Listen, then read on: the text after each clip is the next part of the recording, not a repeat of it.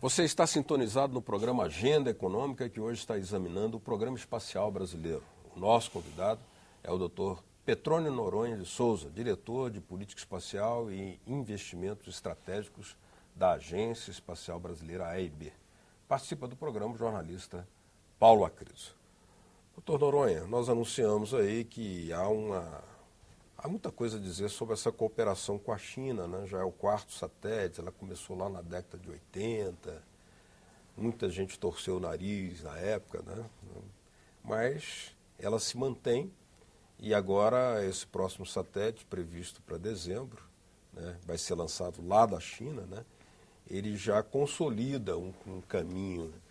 Nesse caso, o Brasil tem sido beneficiado de que forma? Por exemplo, tem acesso à tecnologia chinesa? A China tem sido parceira também da Venezuela, do Equador e de outros países. No caso brasileiro, em que nós saímos ganhando? O que eu posso dizer? Sem dúvida alguma, o Brasil tem se beneficiado. E tem se beneficiado pelos seus próprios méritos, né? Uma base industrial foi criada, foi mantida, tem crescido, ainda modesta, né? Mas ela existe e ela é olhada hoje com muita atenção pela Agência Espacial Brasileira, porque ela é fundamental para o desenvolvimento do programa espacial. As tecnologias desenvolvidas foram desenvolvidas pelos méritos brasileiros. Nós não recebemos tecnologia chinesa, não de uma forma ostensiva, explícita, porque também, nesse caso, é um programa de cooperação em que cada parte fornece elementos necessários para formar o satélite, mas não necessariamente, não obrigatoriamente, ensina a outra parte a fazer o que quer que seja. Tá? O Brasil assumiu hoje, para os satélites chamados Cibers 3 e 4, a responsabilidade por 50% do satélite, dentro de critérios de divisão em termos de custo, massa e equipamento. 50% é nosso, 50% é chinês. Ao contrário dos 3 primeiros, em que nós tínhamos 30% de responsabilidade, os outros 70% eram responsabilidade chinesa, né? Mas esse desenvolvimento ocorreu utilizando recursos nacionais, com empresas nacionais, engenheiros nacionais, por nossos próprios méritos. Essa tecnologia toda foi conquistada por nós. Né? E hoje, já que foi mencionado, levantada a questão, nesse exato momento, no segundo semestre agora do ano, nós iniciamos, por orientação inclusive dos mandatários, né, a presidenta do nosso lado e também a presidência chinesa, a elaboração de um plano decenal de atividades espaciais conjuntas.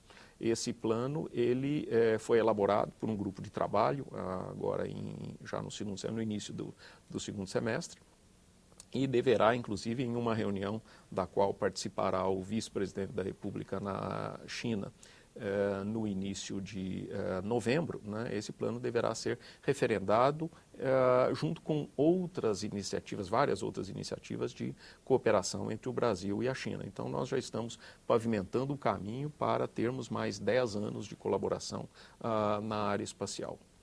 O senhor é diretor de inovação e estratégia.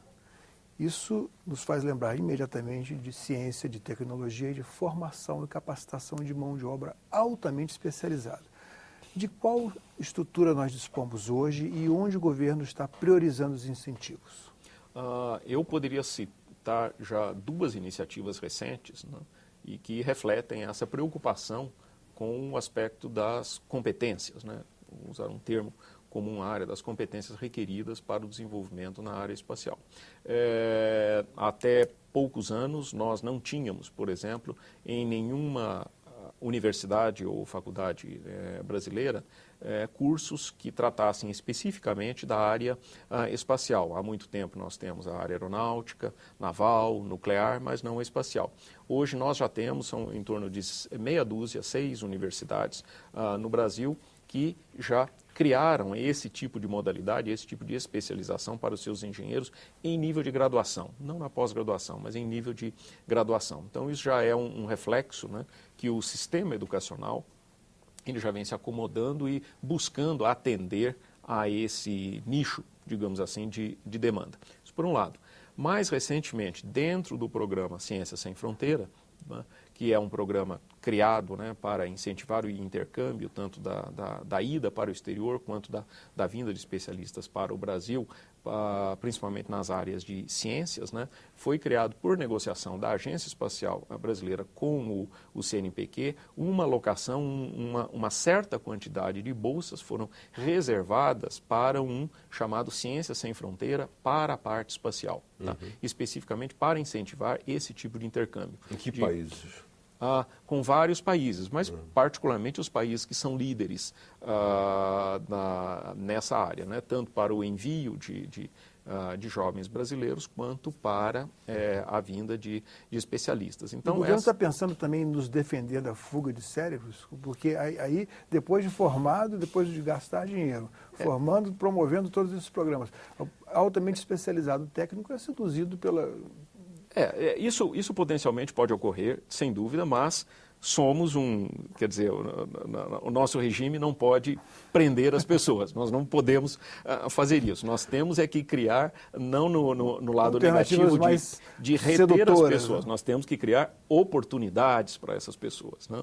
Que é o contrário, nós não podemos segurá-las, nós temos que segurá-las pela oportunidade ofertada, pela oportunidade criada, né? Isso só pode ser conseguido tendo um programa espacial robusto, tendo oportunidades para empresas.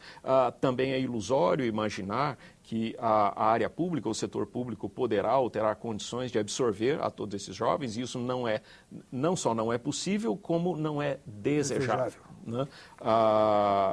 Nós temos que entender que os programas de engenharia, eles têm um ciclo próprio, né?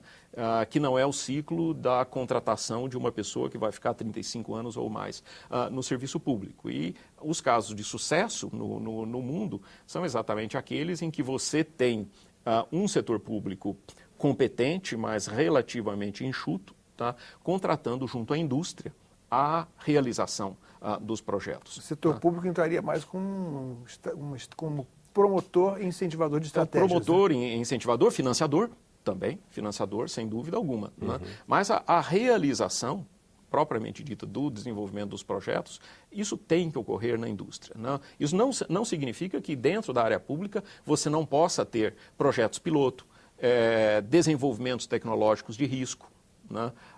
Tudo isso é necessário, é importante que exista dentro do setor público, mas a realização final dos produtos, essa sempre terá que ser feita em parceria com a indústria. Tomemos, por exemplo, como caso, isso não é apenas a área espacial, tomemos a questão recente que nós temos, por exemplo, a Força Aérea no Brasil, financiando a Embraer para o desenvolvimento daquele cargueiro, né? Que deverá ser um avião moderníssimo, provavelmente atenderá às necessidades nacionais, será também uma grande oportunidade de exportação, né? Você tem o setor público incentivando, mas a realização é feita dentro de uma empresa, no caso a Embraer, né? Então, esse modelo ele deverá vigir. Então, as oportunidades para esses jovens, voltando, né, de como reter os cérebros, é criando um ambiente, tá?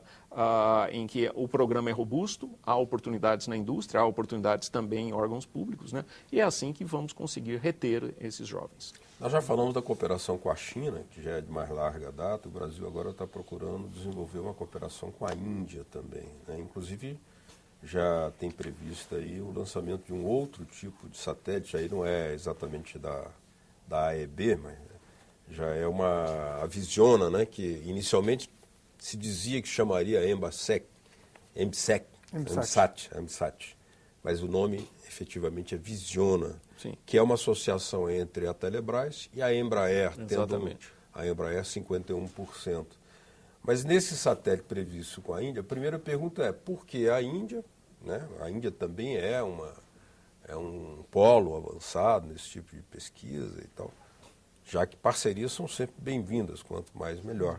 Mas nesse tipo de satélite que se prevê, inclusive muito voltado para a questão da banda larga, que possibilitará que todos os municípios tenham acesso à banda larga. Não, de fato, deixa-me fazer um pequeno reparo.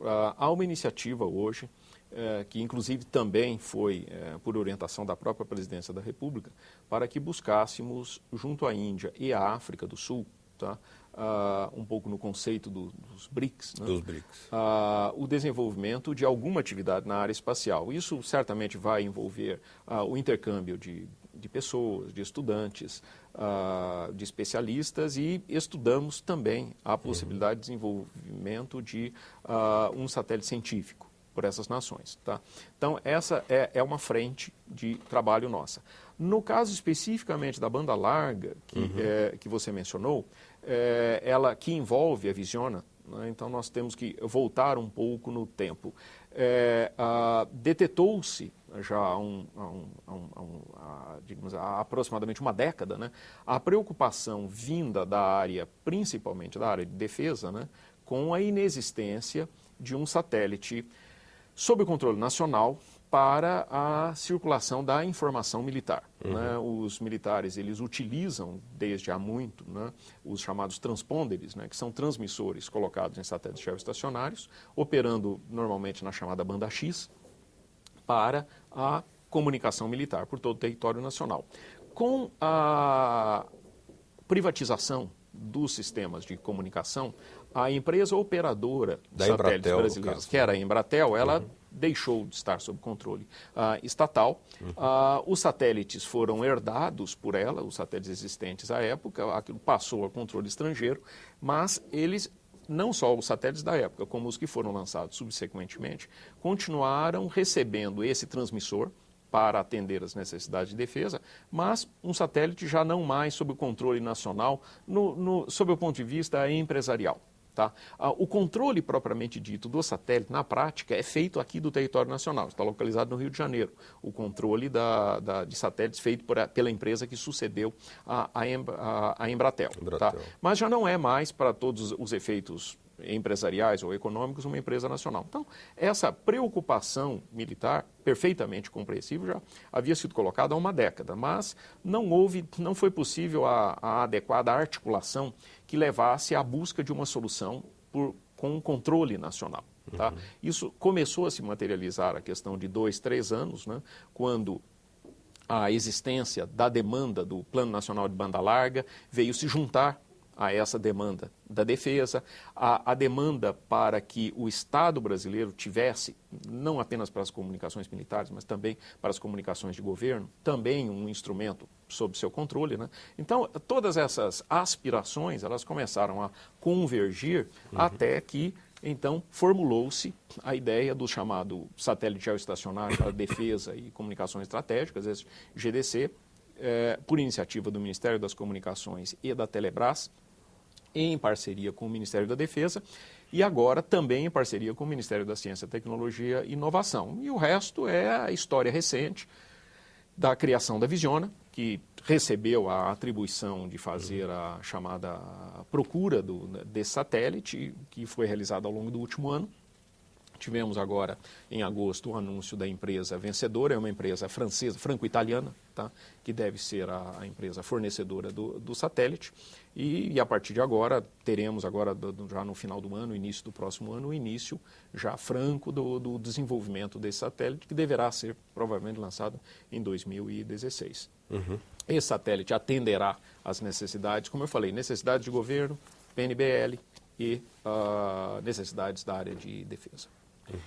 Eu não sei se é porque eu sou do Maranhão, mas eu fico achando que a gente está devendo falar um pouco mais de Alcântara, que é a nossa base lá, e eu achei um pouquinho... O que está sendo programado para lá, nos próximos, dentro da sua visão e da visão do governo?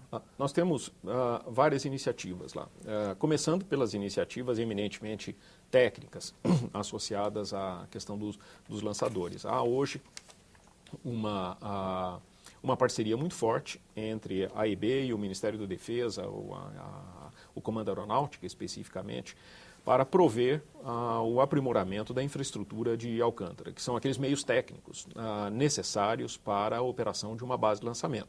São radares, estações meteorológicas, todo o sistema de logística, o transporte, armazenamento de combustível, tudo aquilo que é necessário, que fica mais ou menos invisível, né? Quando a gente vê um lançamento, a gente só vê o lançador colocado na torre e acha que toda a infraestrutura se resume àquilo. Na realidade, é muito mais do que aquilo. Então, muito investimento está sendo carreado para Alcântara, para essas melhorias, que vão atender não apenas lançadores hoje em desenvolvimento pelo Brasil, mas também a essa iniciativa em parceria com a Ucrânia, pela Alcântara Cyclone Space. Tá? Então, muito investimento está sendo feito. Também, muito aprimoramento no sentido de você dar à base de lançamento uma natureza mais operacional. Tá? No passado, os lançamentos eram muito distantes, fortuitos, um e o outro, né? Eram quase fortuitos, né? E você não conseguia manter aquele grupo de técnicos, engenheiros e pessoas de apoio, né, para garantir a operação. Então, hoje há um programa bastante amplo de lançamentos de foguetes de treinamento e lançadores de suborbitais. Né? Há um número bastante grande de lançamentos realizados ao longo do ano e que mantém, digamos assim, a prontidão. Isso é um termo também da área, né? Mantém a prontidão do sistema. Então, eu digo assim, nos últimos anos a gente tem visto, digamos assim, um renascer desse aspecto com mais investimento e com melhorias para a base. Simultaneamente, nós temos também ainda o desenvolvimento do chamado VLS, né, o veículo lançador de satélites, e temos também o lançamento de um veículo, o desenvolvimento em parceria com a Alemanha, de um veículo chamado VLM, que é um veículo lançador para microsatélites e que é um veículo, até onde conseguimos antever, né, com grandes possibilidades de operação comercial. Tá? Então, são dois desenvolvimentos bastante importantes, feitos em paralelo com o desenvolvimento com a Ucrânia. No próximo bloco, a Agenda Econômica vai falar um pouquinho mais da base de Alcântara, mas vai falar também sobre o quesito segurança, já que, como foi amplamente divulgado, o Brasil precisa investir muito mais em seus mecanismos de defesa em relação à tentativa de bisbilhotagem por parte de outros países. Continue com a gente aqui no Agenda Econômica.